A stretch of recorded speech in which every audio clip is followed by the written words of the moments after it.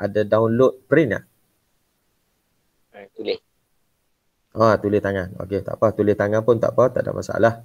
Okey, so Ayuni ada. Okey, Lokman ada. Tak apa, kita mulakanlah. Yang mana tak masuk tu, tengok balik lah. Macam tu lah. Okey, dah sistem kita punya PDPR ni macam ni. Harap-harapnya benda ni mungkin boleh berlaku keajaiban ke, kita dibenarkan kembali ke sekolah selepas dah semua orang dah dapat 2 vaksin. Okey, untuk yang pertama bagi ujian. Ni saya kumpulkan bukan hanya ujian kualitatif yang hak garam punya tajuk tempoh hari, tapi saya cuba kumpul untuk semua ujian kimia ataupun analisis kualitatif yang ada kemungkinan ditanya dalam keseluruhan tajuk kimia. Okay. Jadi ada benda ni mungkin yang luar daripada tajuk garam, tapi saya bawa sekali lah, senang untuk kita tengok. Dan lepas ni saya harap anak-anak pelajar boleh buat satu nota yang cantik lah untuk cuba ingat. Okay. So untuk ujian kimia macam yang saya sebut dalam video ataupun dalam sesi PDPR kita yang lepas, okey, ada 2 syarat. Apa dia, Lokman? Syarat dia untuk ujian kimia. Untuk kita nyatakan jawapan apabila ditanya ujian kimia. Apa syarat dia?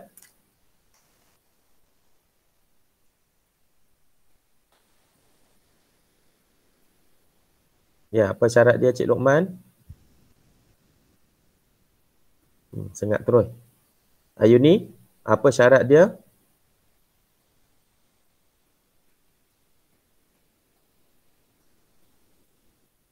Ayuni, tak dengar suara? Kalau tak dengar suara, saya tak boleh teruskan ni. Saya nak tahu suara saya dengar ke tak dengar. Oh, cikgu dengar, cikgu. Tapi itulah yang saya tanya tu, tak ada jawapan pun, senyap je. Tak ada feedback, tak ada dengar suara langsung. Saya tak pasti. Tak pasti.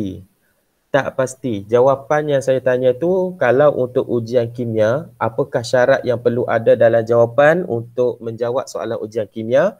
Itu yang terpampang dekat apa yang saya share di skrin sekarang ni. Kau tak nampak tak? Nampak tak? Ujian dengan pemerhatian. Ya, itu 2 syaratnya. Tapi itu bukan jawapan lagi lah. Kalau contohnya soalan tanya apakah ujian kimia, dalam minda kita tu mesti kita nak tulis ayatnya tu, yang pertama kaedah dan yang kedua pemerhatian. Ini sebenarnya sebagai guideline lah, sebagai panduan untuk pelajar mengingat. Okey, kadang-kadang kita hanya ingat bahannya sahaja tapi kita tak ingat kaedah. Okey nah.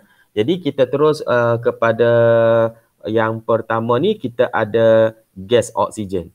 Dan untuk gas oksigen ni sebenarnya bukan dalam kimia ni sahaja. Semasa sains lower form pun rasanya sekolah rendah pun tak pasti dijumpa. Tapi rasanya masa dulu saya pernah ajar lower form untuk sains pun pernah jumpa berkenaan untuk ujian pengesahan gas oksigen hidrogen ni. Jadi kalau untuk kaedah ujian, tempoh hari dalam sesi yang lepas pun saya ada bagi tahu juga. Okey, macam mana nak uji gas oksigen. Okey, kalau uji gas oksigen, bahan apa yang kita pakai? Kayu uji berbara. Tapi kalau kita tulis kat sini, kayu uji berbara sahaja sebagai kaedah ujian, memang tak betul lah. Sebab ini kita menyatakan bahan yang digunakan, bukan cara. Okey, jadi caranya adalah kita kena bagi tahu apakah yang perlu dilakukan pada kayu uji berbara tersebut. Jadi kayu uji berbara dimasukkan ke dalam tabung uji, ataupun kita ada alat lain pun boleh, tak ada masalah, tapi selalunya kita kumpul gas oksigen ni dalam tabung uji.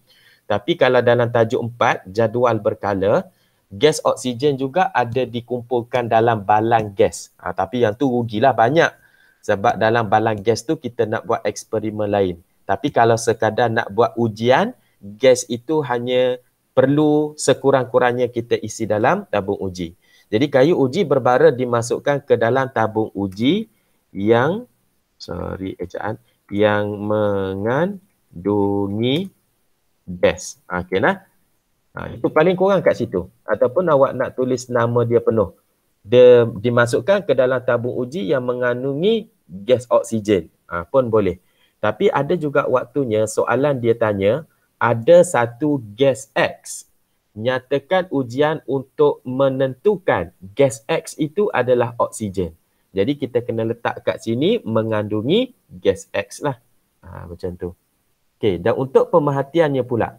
Jadi untuk pemerhatiannya kita akan bagi tahu apa yang berlaku kepada kayu uji tersebut. Jadi jawapannya adalah kayu uji berbara menyala. Pendek je. Tak perlu panjang. Kita cuma bagi tahu apa yang berlaku kepada kayu uji tersebut. Okey. Kalau saya bagi macam ni lah, ni hak jawapan hak betul. Okey. Kalau saya bagi jawapan macam ni. Okey, saya tukar color merah lah. Okey. Kayu uji menyala. Okey. Diterima ke tidak rasa-rasanya? Diterima ke tidak? Okey. Kita tak galakkan lah. Kalau hak macam ni, jawapan yang diberi kita tak galakkan. Okey, yang ni salah. Kenapa salah? Okey, kalau untuk pemerhatian, okey, selalunya kita akan nyatakan keadaan sebelum dengan keadaan selepas. Jadi keadaan sebelumnya adalah kayu uji berbara. Keadaan selepasnya menyala. Okey nah, elakkan kalau boleh. Okey, kalau boleh. Tapi kemungkinan juga kalau dalam peperiksaan nanti jawapan macam ni diterima, kita cuma berdoa lah. Okey, jadi jawapan yang kita nak adalah yang atas ni. Okey, kayu uji berbara menyala. Boleh.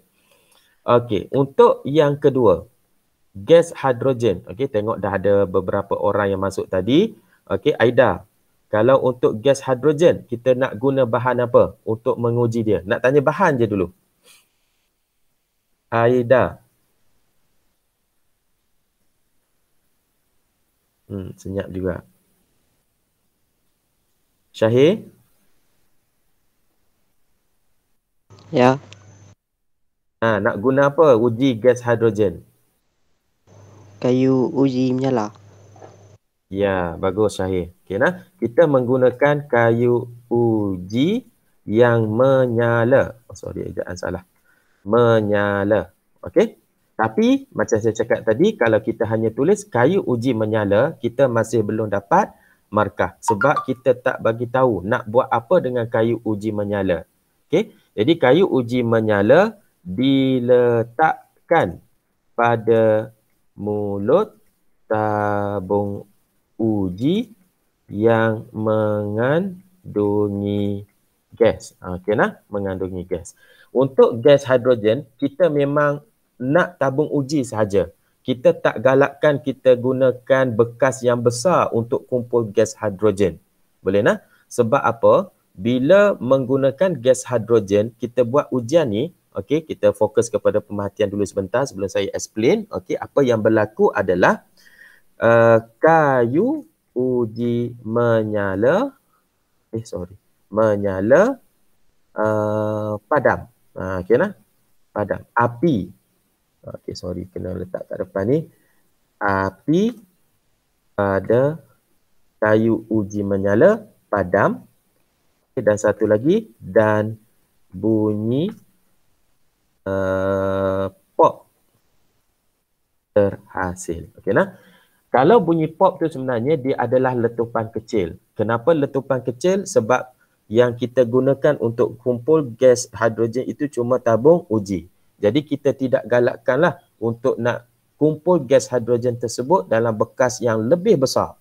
Kenapa? Sebab letupan yang akan terhasil nanti pun akan jadi lagi besar dan akan menyebabkan bahaya. Jadi kalau hak gas oksigen tadi saya bagi tahu, okey, kita nak kumpul dalam bekas lain pun boleh, silinder penyukat ke apa ke boleh, masih boleh, tak ada masalah. Sebab dia hanya menyalakan kembali kayu uji berbara, itu sahaja. Tapi kalau gas hidrogen kita kumpul dalam bekas yang lebih besar dan kita letakkan kayu uji menyala, jadi dia akan menghasilkan letupan yang lebih besar. Maksudnya bukan bunyi pop lah, lebih besar dari situ. Dari bunyi pop itu. Okay. Okey, gas karbon dioksida, bahan apa nak digunakan? Kristina Aimuni? Gas apa? Gas karbon dioksida kita nak guna bahan apa? Air kapur. Kristina. Okey, air kapur. Okey nah, itu baru bahan. Okey nah. Tapi caranya, kaedahnya adalah kita akan mengalirkan gas ke dalam air kapur. Okey nah, mengalirkan gas ke dalam air kapur. Jadi kita tak boleh tulis air kapur saja. Sebab air kapur tu kalau dia tanya bahan apakah yang digunakan. Nak alirkan ni terpulang macam mana? Okey, ada setengahnya tu dia alirkan gas karbon dioksida ni, dia gunakan tiup kaca. Dia masukkan dalam tabung uji yang ada air kapur. Boleh? Air kapur tu ada juga yang letak dalam bikar. Okey, ada letak dalam bikar dan masukkan gas karbon dioksida melalui salur getah ke apa ke pun boleh, tak ada masalah. Okey, dan pemerhatian yang berlaku apabila air kapur dilalui oleh gas karbon dioksida. Okey, jadi pemerhatiannya adalah air kapur bertukar menjadi keruh. Kita nak kata air kapur bertukar. Okey nah. Kalau kita nak sebutkan warnanya pun boleh. Warna air kapur berubah daripada tidak berwarna menjadi putih. Keruh-keruh ni dia sebenarnya dia nampak warna macam air susu lah. Warna putih. Tu yang kita kata keruh. Tapi dia tak adalah macam susu betul-betul yang susu pekat kita kacau dalam air tu. Dia akan muncul perlahan-lahan. Okey, boleh nak? Air kapur bertukar menjadi keruh. Okey, untuk gas amonia. Okey nah, gas amonia. Bahan apa yang kita nak gunakan? Siapa lagi yang saya tak sebut nama? Aida tadi saya panggil nama tak bunyi suara. Aida. Gas amonia kita nak pakai apa? Ya, cikgu. Nak uji gas amonia pakai apa? Litmus. Kertas litmus yang berwarna Kertas warna apa? litmus. Ada dua. Yelah kertas litmus dia ada dua warna, biru ke merah? Kita pakai yang merah. Sebab apa? Amonia ni kita tahu dia adalah mempunyai ciri beralkali ataupun base lah. Okey, sebab tu kita ada sebatian yang dipanggil amonium hidroksida. Bila amonium hidroksida dia bersifat alkali. Tapi nak bagi tahu macam mana nak uji dia adalah kita akan masukkan kertas litmus merah. Dan ada satu lagi perkataan yang tidak boleh dilupakan, iaitu lembab. Sebab apa? Bila masuk perkataan lembab tu, maksudnya dia ada air. Okey, kita kembali kepada takrifan asid dan alkali yang kita belajar dulu. Asid ataupun alkali, dia mesti ada air untuk menunjukkan sifat dia. Iaitu air menyebabkan amonia ni mengayon, membentuk alkali. Okey, masukkan kertas litmus merah lembab ke dalam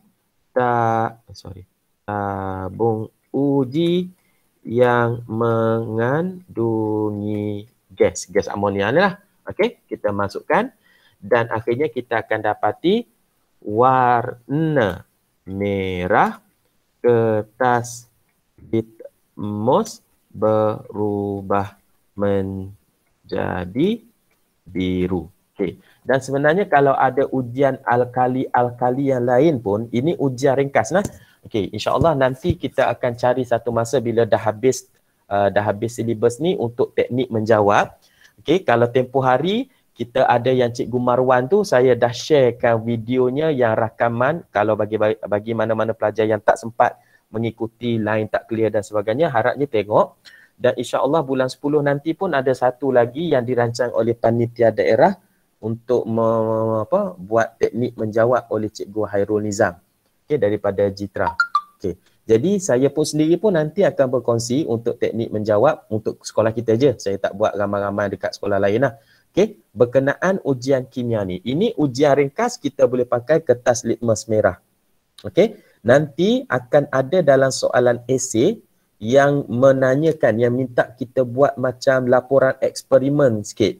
Bagaimana nak membezakan yang suatu bahan itu adalah berasid, suatu bahan adalah beralkali. Okey, yang tu saya akan bagi details kemudian lah. Tapi untuk ujian ringkas yang pertama ni, kaedah masukkan kertas litmus merah lembap ke dalam tabung uji mengandungi gas dan warna merah kertas litmus berubah menjadi biru. Okey, untuk gas sulfur dioksida termasuk gas nitrogen dioksida, okey, mereka ini adalah yang bersifat asid. Okey, jadi kita nak pakai bahan apa kat sini, Cik? Siapa lagi saya tak sebut nama? Lokman tak jawab tadi kan? Okay. Nak guna apa kat sini untuk nak uji gas sulfur? Kertas litmus biru lembap. Iya, sama lah. Kita gunakan kertas litmus juga. Okey, jadi saya copy aja atas tu. Okey, tetapi yang kita tukar adalah kertas litmus biru. Okey nah, sebab sekarang ni kita nak ubah daripada larutan yang terhasil nanti sebab lembap ni sulfur dioksida bertindak balas dengan kertas litmus biru lembap, dia akan menukarkan warna. Okey nah. Jadi warnanya pun kita tukar sahaja, iaitu daripada warna biru berubah menjadi merah. Okay, nah? Jadi yang kat sini juga sebenarnya selain daripada kita dapat pengetahuan perubahan-perubahan warna, kita juga dapat pengetahuan bahawasanya amonia ini adalah bersifat alkali, sulfur dioksida ini adalah bersifat asid. Okey. Dan untuk nitrogen dioksida juga dia adalah sama macam sulfur dioksida, dia adalah bersifat asid. Okey. Jadi pemerhatian dia, kaedah dia dengan pemerhatian untuk dua gas ni adalah sama. Boleh nah? Dua gas ni adalah sama. Okey. Cuma kalau dalam soalan structure nanti, untuk gas nitrogen dioksida, salah satu cara lagi kita nak tahu yang dia tu nitrogen dioksida adalah ia adalah merupakan gas berwarna perang. Itu kita mengenalinya dari sudut pemerhatian. Okay, nah? Tapi kalau soalan tanya untuk nak buat ujian, tidak boleh tidak kita kena bagi tahu kaedah dan juga kena bagi tahu pemerhatian. Okey, boleh. Okey, seterusnya kita ada ion karbonat yang dalam bentuk pepejal ataupun dalam istilah lain maksudnya untuk menguji garam karbonat, untuk nak mengesahkan bahawasanya dalam karbonat itu ada dalam garam itu ada ion karbonat. Okey, macam mana kita nak buat? Okey, kembali kepada ioni. Okey, apa yang kita nak buat? Maksudnya kalau kita ada garam karbonat pepejal, macam inilah, garam karbonat pepejal, kita nak buat macam mana?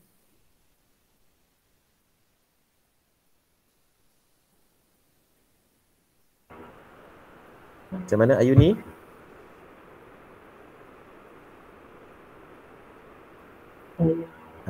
Macam mana Ayuni? Tak dengarlah suara Ayuni. Saya tak tahulah cikgu. Tak tahu. Okey.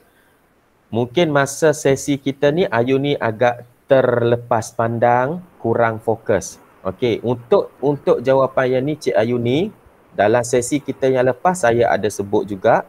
Okey, dalam tajuk kalau dalam YouTube yang saya send tu, video YouTube tu adalah dalam tindak balas haba.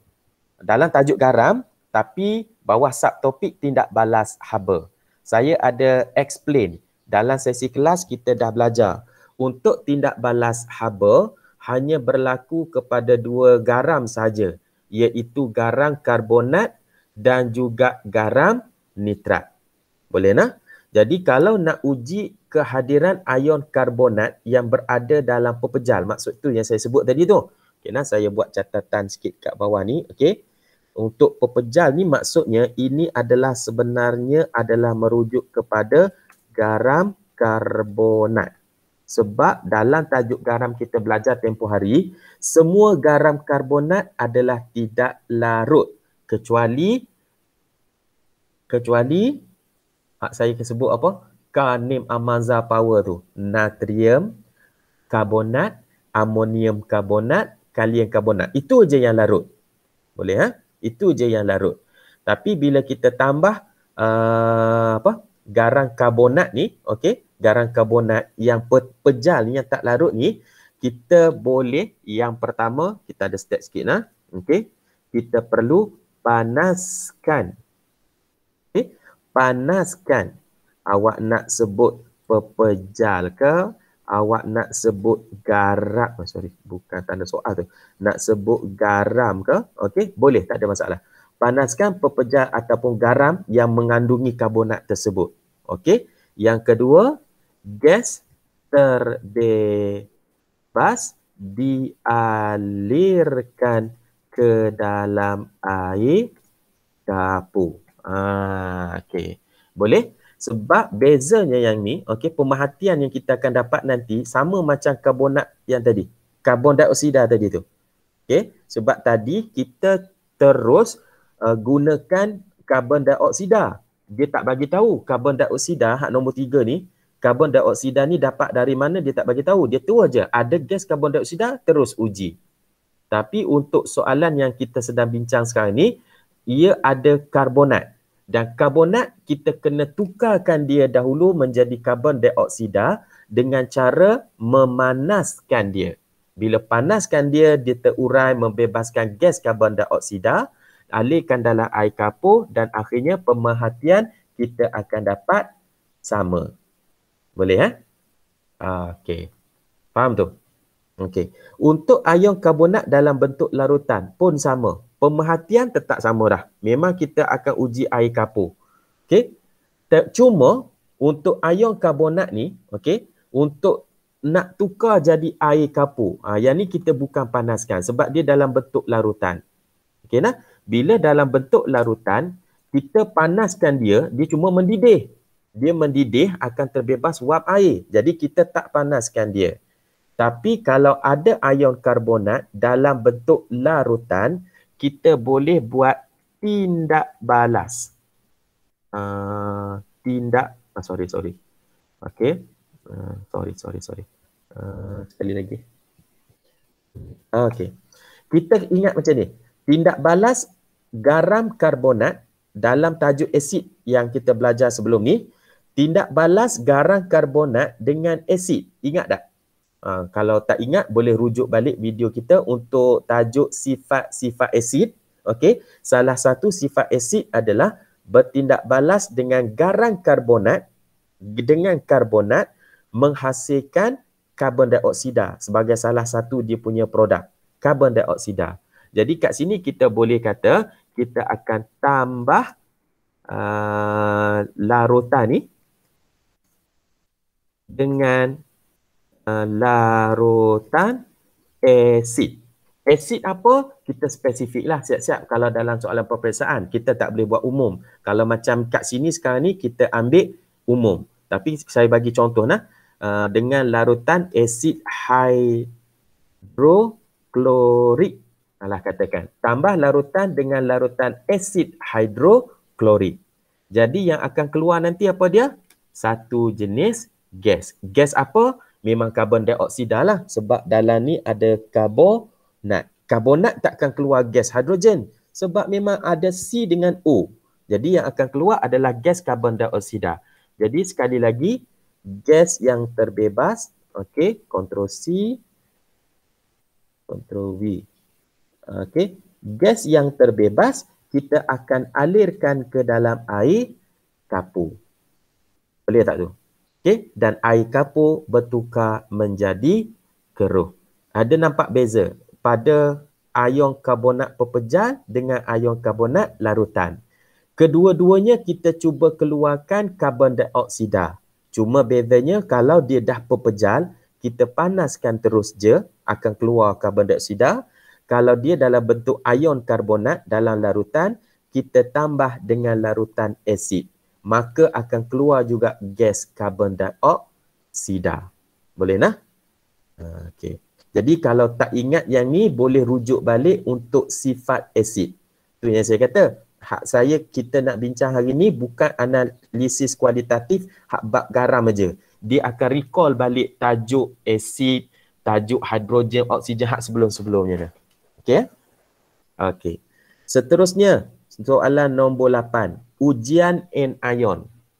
Ujian anion. Okey, siapa pula nak tanya? Kristina, kita nak tambah apa kat dalam ni, Kristina, untuk uji ion sulfat?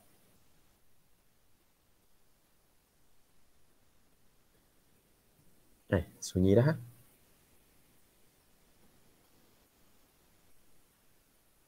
Tak tahu cikgu. Kristina tak ingat? Luqman ingat?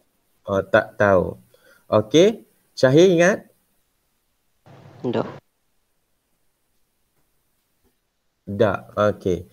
Hak ni pun ada beberapa kali saya sebut, kalau sebab ion sulfat dengan ion klorida, dia tak ada tindak balas haba. Kan? Untuk tindak balas haba, tadi pun baru saya sebut, sebelum ni pun sebut, untuk tindak balas haba adalah garam karbonat, garam nitrat. Jadi kalau garam tu sulfat atau klorida, kita tak ada tindak balas haba. Tetapi saya minta hafal untuk ion sulfat dengan ion klorida berkenaan garam yang tak larut. Ingat, ada hafal tak garam yang tak larut yang saya bagi formula tu? Superman cannot play badminton untuk sulfat. Kalau klorida, cheetah plays hockey aggressively. Kenapa saya suruh hafal yang tu? Okey, untuk ion sulfat contohnya, Superman cannot play badminton. Okey, hak ni yang saya bagi tahu. Kalau ion sulfat jumpa dengan tiga cation ni, maka dia akan membentuk satu garam tak larut. Maksudnya pepejal akan terbentuk. Okey. Jadi untuk hari ini saya akan pilih satu, iaitu kita ambil, tak payah tindak balas ketiga-tiganya. Ambil satu saja. Jadi hari ini saya nak jumpakan ion sulfat itu dengan barium. Jadi bila nak buat nak tambah barium, okey, Ctrl B. Kita nak tambah dengan barium, kita kena sediakan satu daripada garam barium hak larut. Jadi jangan ambil barium sulfat atau barium karbonat untuk nak campur dengan ion sulfat ni. Sebab barium sulfat memang tak larut. Okey, jadi kita ambil barium apa yang larut. Contohnya adalah barium klorida. Jadi sebelum tambah barium klorida, kita akan blacknya. Okey, kita akan tambah beberapa titis larutan asid hidroklorik. Okay, yang tu mula-mula dulu. Sebab kita nak make sure dalam tu tidak ada ion lain yang boleh menyebabkan terbentuknya mendakan dengan ion klorida. Boleh nah? Mula-mula tambah dulu titisan larutan asid hidroklorik, beberapa titis. Kemudian, okey, kita akan tambah larutan barium klorida. Okey.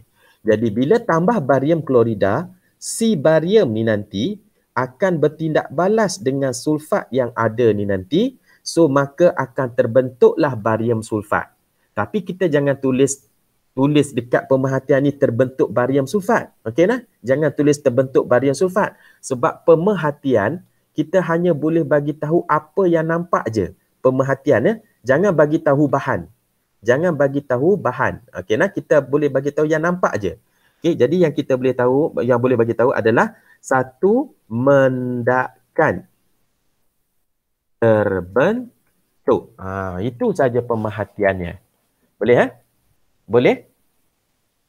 Okey. Kalau pelajar tak nak guna barium kat sini, dia tak nak guna barium klorida kat sini.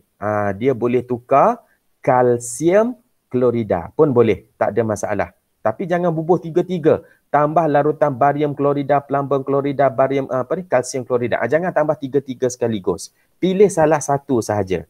Okey? Dan untuk yang nak pilih plumbum, tidak selamat gunakan plumbum klorida. Sebab plumbum klorida juga adalah tidak larut. Jadi kalau nak guna plumbum adalah dinasihatkan supaya guna plumbum nitrat. Sebab nitrat memang larut semua. Dan bila nak tambah nitrat, kita tambah asid nitrik lah. Okey, boleh. Okey, untuk ion klorida pula, garam tak larut ion klorida. Siapa yang boleh bagi tahu? Siapa yang saya tak sebut? Aida belum ada jawapan ni. Aida, garam klorida yang tak larut ada 3. Apa dia? Ion klorida, garam tak larut dia ada 3. Saya tadi pun baru sebut juga. Ataupun awak bagi hak kata-kata saya sebut tadi. Ion klorida yang tak larut, garam klorida tak larut. Apa dia? Citah. Citah apa?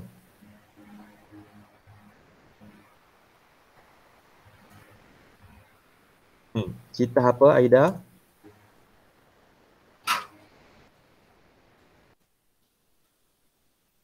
Tak ada jawapan. Ayu ni? PBHG yang AG saya sebut tu, yang tulis tu apa dia tu sebenarnya?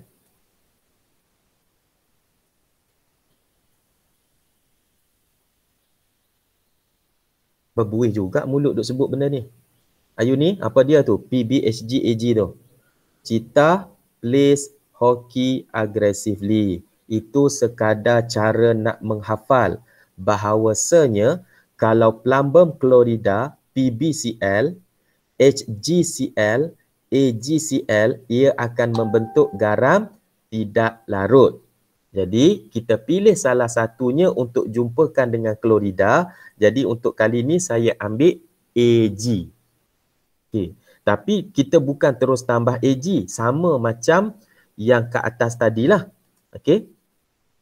Kita akan tambah dulu beberapa asid dalam klorida tu, iaitu kita akan control black.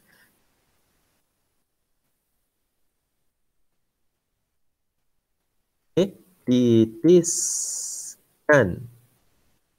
Tambahkan. Tambah beberapa titis larutan asid nitrik ke dalam. Tak payah ke dalam, tak apa. Okay, larutan asid nitrik first. Okay, kemudian kita akan tambah larutan argentum nitrat. Okay. So sama macam yang ke atas tadi, sebab kita dah guna argentum, nanti argentum daripada larutan argentum nitrat ni akan bertindak balas dengan klorida yang kita nak uji ni. So dia akan dapat satu garam tak larut.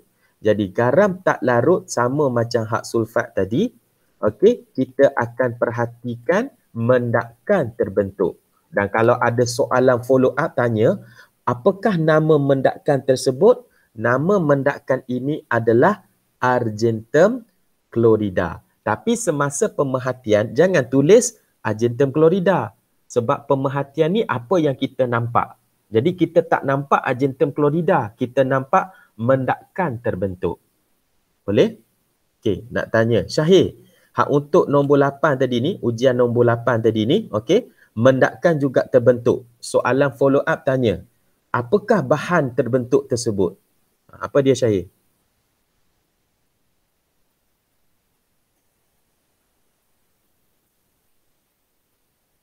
Sunyi sepi. Ataupun sesiapa boleh bagi tahu saya jawapan apakah dia mendakkan terbentuk tersebut. Tadi pun saya dah bagi tahu dah. Okey, garam sulfat yang tidak larut 3 ni, kalsium sulfat, plumbum sulfat, barium sulfat. Jadi bila kita tambah barium klorida, barium ni akan jumpa dengan sulfat, membentuk garam tidak larut. Dan garam tidak larut itulah yang kita nampak menjadi mendakkan tersebut. Jadi saya tanya balik. Ya, mendakkan putih. Jadi nak tahu apakah nama dia kalau ada soalan tanya. Apakah nama mendakkan putih itu? Barium jumpa dengan siapa tadi? Barium ni akan jumpa dengan siapa tadi? 2-3 kali saya duk highlight ni. Barium ni akan jumpa siapa tadi? Jumpa sulfat. Jadi barium jumpa sulfat akan dapat barium sulfat. Itulah garam tak larutnya. Yang kita nampak sebagai mendakkan terbentuk tu siapa dia? Barium sulfat. Cuma kat sini saya tak tulis barium sulfat. Sebab apa? Sebab dekat tajuk jadual kita ni hanya pemerhatian. Boleh? Jadi kalau dekat pemerhatian, pelajar tulis barium sulfat terbentuk. Salah. Sebab kita tak nampak nama dia. Kita cuma nampak mendakkan. Jadi yang saya bagi tahu sekarang ni, duk tengah explain sekarang ni, okey, saya pun risau. Saya punya penyampaian ni tak sampai, mungkin tak baca doa kot tadi. Rabbi syrah li sadri, Allahumma ftah alaina semua tu. Jadi saya nak bagi tahu, andai kata jika ada soalan susulan bertanya, apakah dia mendakkan terbentuk tersebut? Maksudnya soalan tanya, nama apakah dia? Barulah kita bagi jawapan, iaitu barium sulfat. Kalau untuk kes nombor 8. Kalau kes nombor 9, sebab kita gunakan contoh kat sini argentum, kita boleh pilih argentum ke, mercury ke, plumbum ke, salah satu je. Tapi masa buat kaedah, jangan bubuh tiga-tiga, kita bubuh satu je. Tapi pilih antara tiga ni. Okey, jadi kes nombor 9, argentum yang akan jumpa dengan klorida, ion yang kita nak uji ni. Jadi argentum jumpa klorida, maka terbentuklah argentum klorida. Jadi kalau soalan tanya, mendakkan terbentuk tu apa dia? Argentum klorida. Dan macam saya cakap tadi, saya tak tulislah namanya argentum klorida kat sini sebab tajuk jadual ni hanya pemerhatian. Jadi pemerhatian kita tak boleh tulis nama bahan. Kita kena tulis apa yang akan dilihat. Boleh nah? Harap-harapnya faham. Susah juga nak bagi faham. Memang, yalah. Mengharapkan pelajar tanya dalam grup, tak tanya dah. Okey. Okey, kes nombor 10. Untuk ion nitrat pepejal. Okey. Hak ni pepejal macam kes karbonat tadi. Maksudnya adalah garam nitrat. Oleh kerana dia berada dalam keadaan pepejal, sama macam karbonat tadi, okey, sama macam karbonat tadi, maka kita boleh macam karbonat tadi, maka kita boleh gunakan kaedah pemanasan sahaja. Sebab kita ada belajar tindak balas haba terhadap garam. Okey. Jadi kita boleh panaskan aja. Jadi tapi tak alih air kapur. Kenapa? Sebab gas yang terbebas tu bukannya karbon dioksida. Kita hanya panaskan sahaja. Okay. Jadi kan ni kita tak nak buat ujian dengan kertas litmus pun tak apa. Sebab apa? Kita dah belajar untuk pemanasan garam nitrat, dia keluar dua gas, nitrogen dioksida dan juga oksigen. Dan nitrogen dioksida tu adalah gas berwarna perang. Jadi kita boleh terus tulis pemerhatian kat sini, gas berwarna perang terbentuk. Okey. Jadi gas berwarna perang ni tak tahulah sebab masa tindak balas haba terhadap garam tempoh hari dalam kelas PDPR tempoh hari saya dah cakap, saya dah terangkan. Okey. Gas berwarna perang ni apa dia? Gas apa? Tadi saya dah tebuk nak tanya siapa-siapa je. Gas berwarna perang ni gas apa? Seorang tolong jawab. Nitrogen dioksida. Nitrogen dioksida. Okey nah. Nitrogen dioksida. Okey. Terima kasih. Okey, yang kedua, hak ni tak perlu alihkan ke gas tu, tak payah. Sebab apa? Gas ni kita bukan nak uji dengan kertas litmus. Okey, tadi gas nitrogen dioksida, yang ini kita dapat dari mana-mana, entah tiba-tiba terus ada nitrogen dioksida. Kalau kita nak uji pakai kertas litmus biru lembap, baru kita masuk dalam tabung uji. Tapi untuk yang ini, kita memang ada garam nitrat, panaskan, kalau keluar gas warna perang memang sah-sah. Itu adalah nitrogen dioksida dan sah ia adalah garam nitrat. Okey. Untuk ion nitrat yang kedua, hak ni hak panjang sikit. Tempoh hari dalam sesi yang lepas, hak ni panjang sikit. Sebab apa? Untuk ion nitrat dalam bentuk larutan, kita ada ujian yang dipanggil ujian cincin perang.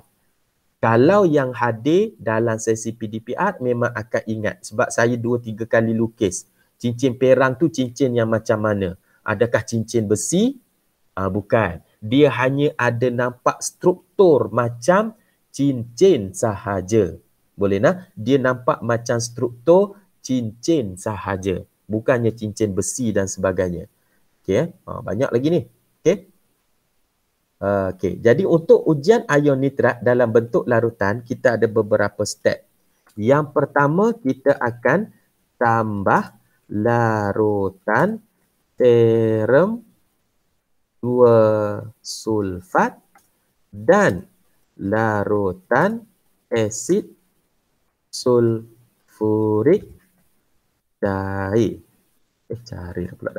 Cair. Boleh nak? Asid sulfurik cair. First step. Okay. Lepas dah tambah yang ni, kita perlu goncang. Bagi dia sekata. Goncang sekata. Kemudian, ada step yang seterusnya. Ini yang menyebabkan untuk ujian ion nitrat dalam bentuk larutan ni, dia jadi panjang sikit. Okey, okay, kita akan tambahkan larutan asid sulfurik pekat secara perlahan-lahan. Okey, hak ni saya ada tunjuk gambar rajah pada sesi yang lepas, iaitu kita condongkan tabung uji. Jadi asid sulfurik pekat ni akan masuk ikut dinding tabung uji. Jadi dia meleleh perlahan-lahan. Jadi dia boleh masuk secara perlahan-lahan lah. Okey. Jadi untuk ion nitrat yang berada dalam bentuk larutan ni memang panjang sikit kaedahnya. Tetapi pemerhatiannya pendek aja. Iaitu cincin perang terbentuk. Itu sahaja. Boleh nak? Tapi untuk cincin perang ni tak sama macam mendakkan tadi yang boleh ada follow up. Apakah dia mendakkan? Apakah dia gas warna perang? Selalunya untuk cincin perang ni soalan tak tanya. Apakah dia nama cincin perang? Tu tak ada. Dia tak tanya. Okey. Dia hanya berakhir dengan pemerhatian cincin perang terbentuk. Boleh ha? Okey. Seterusnya untuk ion amonium. Ion amonium ni, dia sebenarnya adalah merujuk kepada garam amonium lah. Okey, garam amonium. Okey. Untuk nak menjawab yang ni, kita kena rujuk tindak balas yang berlaku pada alkali ataupun sifat kimia alkali. Dalam nota tersebut, okey, kalau yang nak rujuk balik, dalam tindak balas alkali, salah satu tindak balasnya adalah dia bertindak balas dengan garam amonium. Dan bila bertindak balas dengan garam amonium, dia akan membebaskan gas amonia. Boleh nak? Akan keluar nanti gas amonia. Tapi untuk nak membolehkan gas amonia tu keluar, mula-mula kita kena tambahkan larutan natrium hidroksida. Ini kaedah dia. Dalam ion amonia ni, okey, garam ataupun garam amonium ni, okey, amonium yang berada dalam garam amonium ni, kita kena tambahkan larutan natrium hidroksida. Ni alkali. Okey, tambah je larutan natrium hidroksida dan dia akan membebaskan gas. Okey, gas yang terbebas. Kat sini. Masih lagi kaedah nah. Okey, gas terbebas dikumpul dalam tabung uji. Okey. Kertas litmus merah lembap dimasukkan dimasukkan ke dalam tabung uji. Okey. Dan pemerhatiannya adalah warna merah kertas litmus berubah menjadi biru. Okey. Saya nak buat yang kedua, okey. Ada satu lagi ujian dia, okey. Tapi yang ni agak simple sangat-sangat, okey nah. Ini yang pertama, yang kedua. Saya bagi hak lain lah. Okey, ni yang kedua. Macam mana nak buat ni? Double stroke kat sini ya. Saya bubuh double stroke. Tengah double stroke. Ini pilihan Okey. Sama juga kita akan tambahkan larutan natrium hidroksida, tetapi pemerhatiannya lain. Kita tak uji dengan kertas litmus, okey. Gas yang berbau sengit terbebas. Okey. Kita tengok pemerhatian dia tu bukan dari segi nampak dengan mata, tapi pemerhatian yang kita boleh detect, kita boleh kesan melalui hidung, iaitu melalui bau. Boleh? Boleh tak ni? Boleh tak ni? Gas yang berbau sengit terbebas. Gas apa tu yang berbau sengit itu? Itu adalah gas amonia. Boleh nak? Kalau soalan tanya, tambah larutan natrium hidroksida akan keluar satu gas. Dan gas tersebut berbau sengit. Okey, kalau soalan tanya, apakah nama gas yang terbebas tersebut? Itu adalah gas amonia. Okey. Okey, seterusnya kita ada cation pula. Okey. Jadi untuk yang ni masih boleh teruskan ke? Banyak lagi ni. Ataupun nak sambung? Saya just nak bagi faham aja. Nak teruskan ke nak sambung?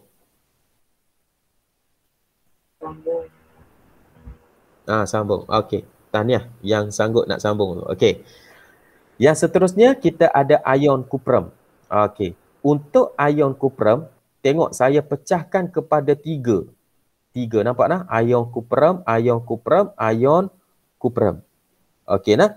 Kenapa saya pecahkan kepada tiga? Okey, saya tolak turun bawah nah, bagi dia sama.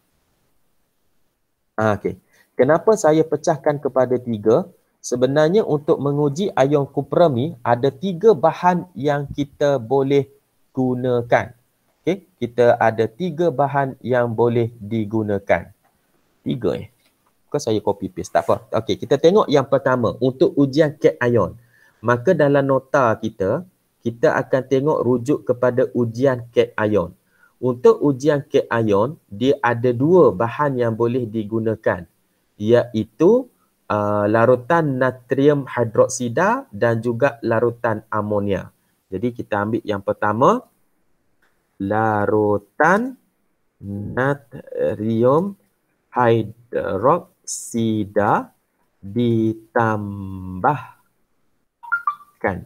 Okey, ataupun tambahkan larutan natrium hidroksida pun boleh. Okey nah. Jadi pemerhatiannya adalah mendakkan biru terbentuk. Okey.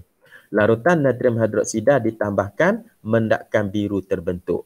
Yang kedua kita boleh gunakan, okey, kita akan tambahkan larutan amonia.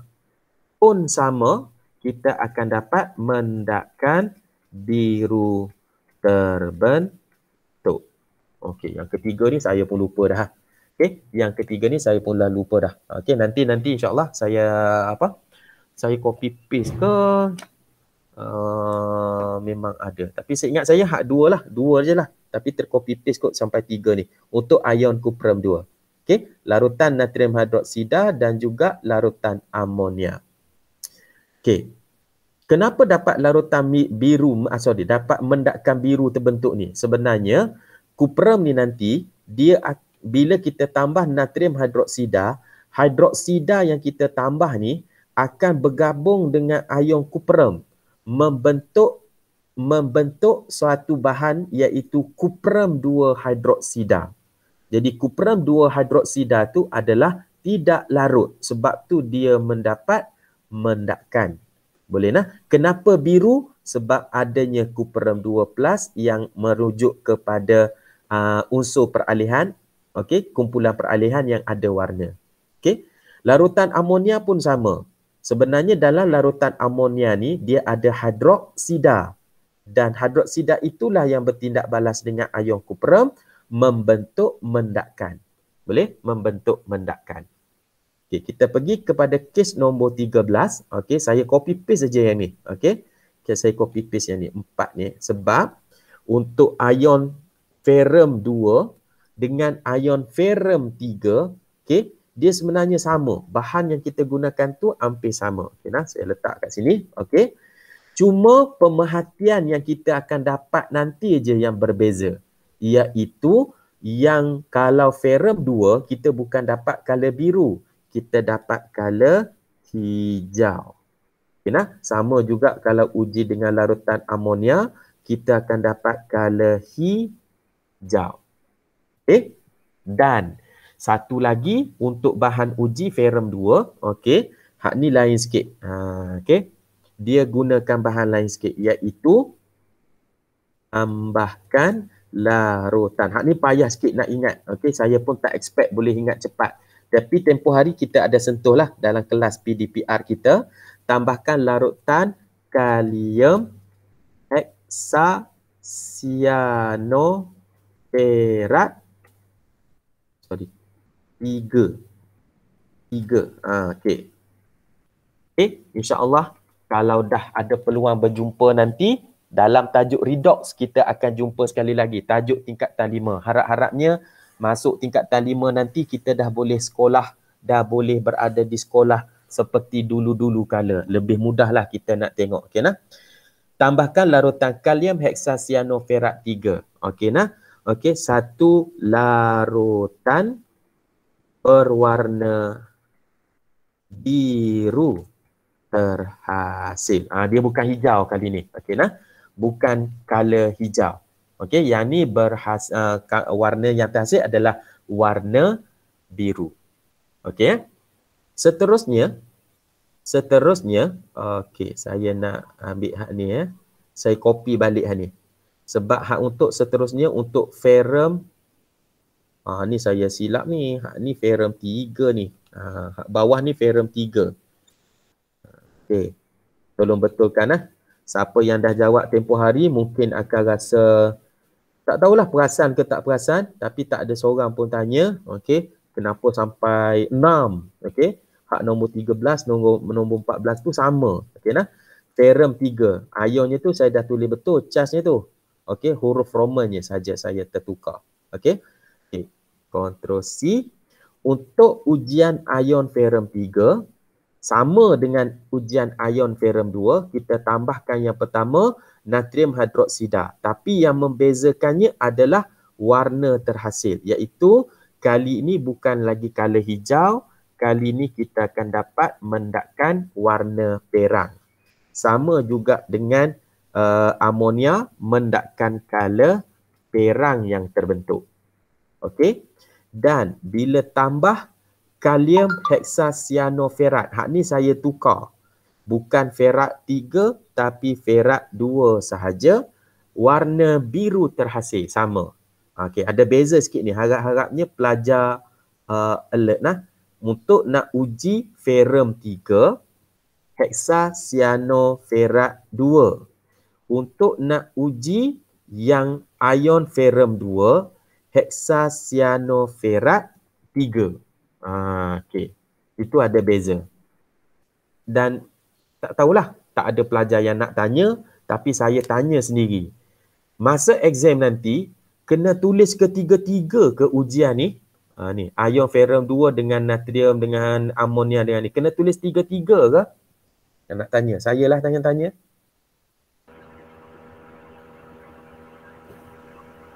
Tak ya. Selalunya kita pilih aja Cik Ayuni ya. Kita pilih aja. Selalunya soalan akan tanya, nyatakan satu ujian, tuliskan satu ujian, terangkan satu ujian. Jadi saya kena tunjukkan, saya kena maklumkan, saya kena ceritakan semua ujian yang ada. Tapi nanti pelajar pilihlah sendiri yang mana lebih mudah nak ingat, yang mana lebih mudah nak bawa sehingga exam. Okey, jadi hexacyanoferrat nak sebut pun berbelit lidah, mungkin saya expect pelajar takkan pilih ujian yang menggunakan larutan kalium hexacyanoferrat. Jadi awak boleh guna larutan natrium hidroksida ataupun amonia. Ini untuk ferrum nah. Untuk ferrum. Okey, ada satu lagi untuk ujian ion ferrum 3. Ada lebih satu lagi. Iaitu, okey saya paste dulu. Ayat dia lebih kurang sama. Tapi bukan kalium hexacyanoferrat 3. Dia ada kalium thiocyanat. Okey, terpaksa bagi tahu. Okey, yang kali ni bukan warna biru terhasil, tetapi satu larutan yang berwarna merah darah terhasil. Okey, blood red color is formed. Okey, kalau dalam biologi, dulu kimia dengan biologi menggunakan istilah yang sama, iaitu merah bata. Ada ingat tak dalam biologi ada ujian apa benda tah? Ada keluar warna merah bata. Okey, dalam kimia tak pakai dah warna merah bata. Kita pakai warna merah darah. Tapi sama je warna dia dengan merah bata untuk bio. Okey. Apa dia Ayu ni? Tak dengar suara Ayu ni. Apa dia? Dia cikgu, sorry terbuka mic. Oh, terbuka mic. Asyik baik tak tengumpat saya nah. Okey. Untuk ion kalsium, ni masuk kepada cation nah. Okey. Untuk ion kalsium, okey. Kita ambil yang atas tadi. Okey. Kita copy yang ni. Sebab untuk cation yang lain, banyaknya kita guna natrium hidroksida dan juga larutan amonia. Okey nah. Kita tambahkan, cuma kita kena tambah kat sini adalah larutan natrium hidroksida ditambahkan sehingga berlebihan. Okey. Kenapa? Ni kita tukar. Okey. Mendakkan putih tidak larut terbentuk. Okey. Mendakkan putih yang tidak larut terbentuk. Kenapa sehingga ada berlebihan? Sebab ada setengah ion, waktu sikit dia ada mendakkan. Bila berlebihan, dia larut. Kejap lagi kita tengok nah. Kejap lagi kita tengok. Okey. Tapi untuk larutan amonia, bila kita tambahkan dengan ion kalsium ni sebenarnya, kadang-kadang saya risau takut pelajar tak faham. Ion kalsium ni dia mungkin adalah datangnya daripada garam lah, larutan garam lah. Okey, contohnya saya tulis satu kat sini. Okey, saya tulis sebagai contohnya, Ctrl I. Contoh CPH. Contoh ion kalsium tu ada dalam apa? Contohnya adalah ada dalam larutan kalsium nitrat. Maksudnya dalam larutan kalsium nitrat ni, okey, ada ion kalsium. Jadi maksudnya yang kita nak tambah natrium hidroksida tadi tu, kita tambah natrium hidroksida ke dalam kalsium nitrat lah. Okey, contohnya lain mungkin kalsium klorida, boleh juga. Jadi kita dalam tu sebenarnya kita bukan nak uji nitrat, kita bukan nak uji klorida, kita nak uji kalsium. Okey, macam tu maksud sebenarnya. Okey. Yang kedua, bila tambah larutan amonia kepada ion kalsium, yang contoh tadi iaitu kalsium nitrat tadi, yang ni kita tulis tiada perubahan. Pemerhatiannya. Jangan tulis tiada tindak balas. Apabila kita ambil larutan amonia, kita tuang ke dalam larutan kalsium nitrat yang ada ion kalsium tu, kita tengok tak jadi apa-apa. Kalau tak jadi apa-apa, itu yang kita tulis.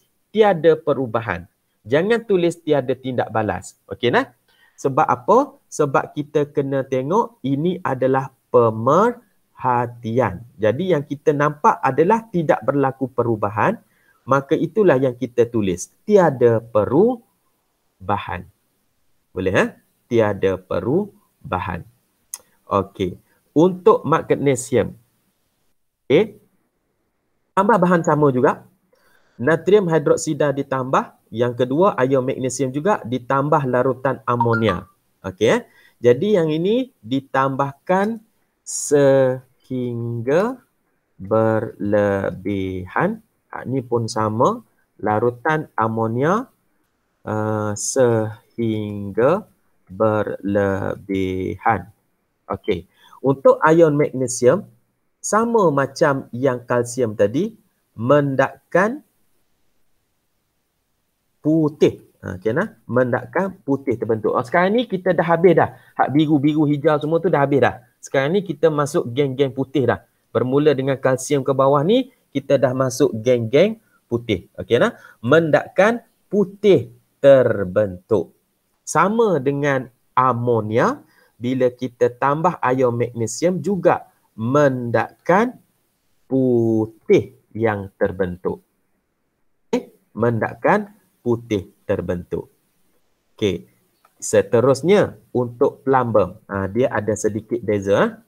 Okey, tambah natrium hidroksida juga sekali lagi sehingga berlebihan. Okey. Mendakkan putih terbentuk. Ni dia beza dia. Ni special dia. Mendakkan putih terbentuk dan larut apabila natrium hidroksida tadi berlebihan. Okey, ni berlebih pula dah. Berlebihan. Ini maksudnya untuk nak uji ion plumbum ni, kita masukkan sedikit dulu natrium hidroksida, mula-mula dia akan membentuk mendakkan putih. Tapi bila sudah berlebihan, natrium hidroksida tu tambah lagi banyak, yang mendakkan putih tadi akhirnya larut juga. Tu beza dengan magnesium dengan kalsium tadi.